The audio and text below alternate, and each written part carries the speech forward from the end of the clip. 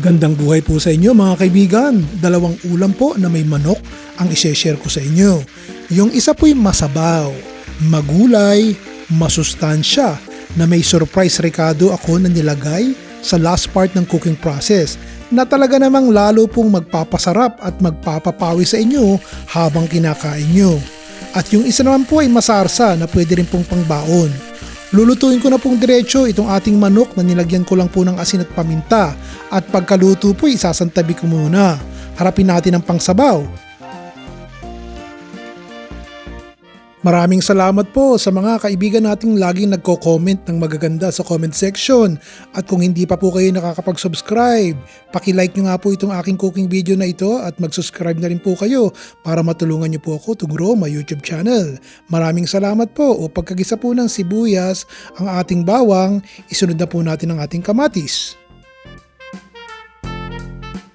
Haluin po natin yan at hayaan nating magkalerot-lerot yung kamate. Maglagay na po tayo ng 2 tasang tubig.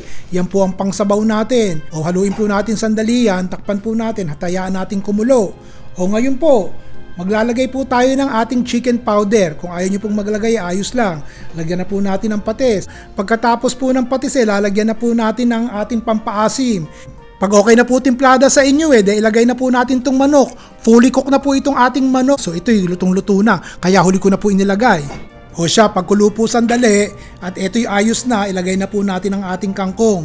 Lantayin po muna natin yung ating kangkong at mula po ng matuklasan ko na mas masarap ang ulam na ganire pag nilalahukan po natin ng kimchi sa uli.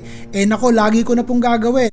Yung kimchi po na nilagay ko sa huli ang talagang magpapasurprise sa inyo at magugulat kayo na kung ilalagay nyo po sa sinigang nyo, sa kinamatisan nyo, sinampalukang manok katulad nito, maiiba po ang lasa pero in a good way. Masasarapan po kayo, sigurado ako dyan. Ito naman po ang ating pangalawang ulam na desarsa para dun sa mga iba nating kaibigan na ayaw ng masabaw. Lalagyan lang po natin ng konting paminta at konting asin to.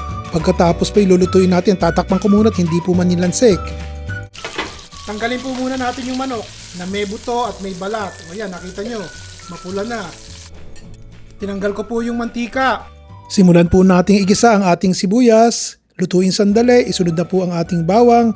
Lutuin sandali, pagkatapos po ilagyan po na natin ng konting paminta at saka po konting toyo. Kayo na po dumiskarte kung ganing karaming toyo. Ngayon maglalagay po ako ng Worcestershire. Hindi kinakailangan kung wala po kayo. Pero ito po ay pampasarap. Kung meron dyan sa Pilipinas na parang 80 pesos, 100 pesos, ang tagal nyo nang pong gagamitin yan Haluin po natin sandali.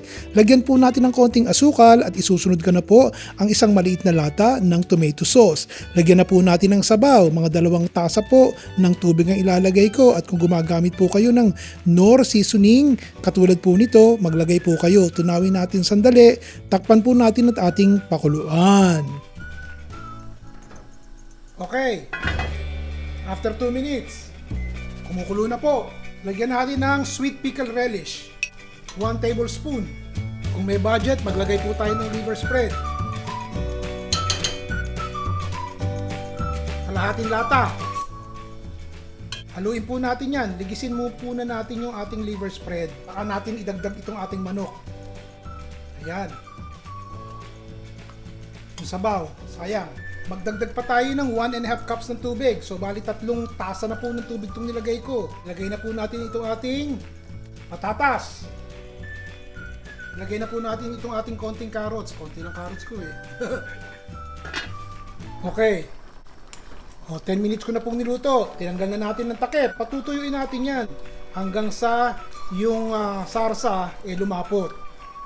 Okay, nakita nyo, after 15 minutes, yun ang total braising time. Malapot na po yung sabaw. Ilagay na natin itong ating sili, siling pula, tsaka siling berde. Meron po akong natirang 4 na pirasong fried chicken din sa refrigerator Isama na po natin at nang dumamit magkakulay at magkasasa itong ating pritong manok at sumarap.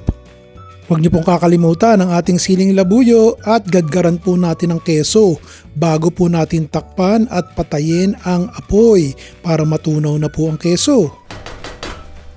O bukas po ha, gagalingan din natin at ganyan din. Basta isulat niyo po yung mga comment niyo din sa baba. Sabihin niyo kung anong mga rikadong gusto niyo ilaw ko sa ulam na susunod nating lulutuin at yun po ang gagawin ko. Kayo po ang boss eh. Ayos! Ron Bilaro po.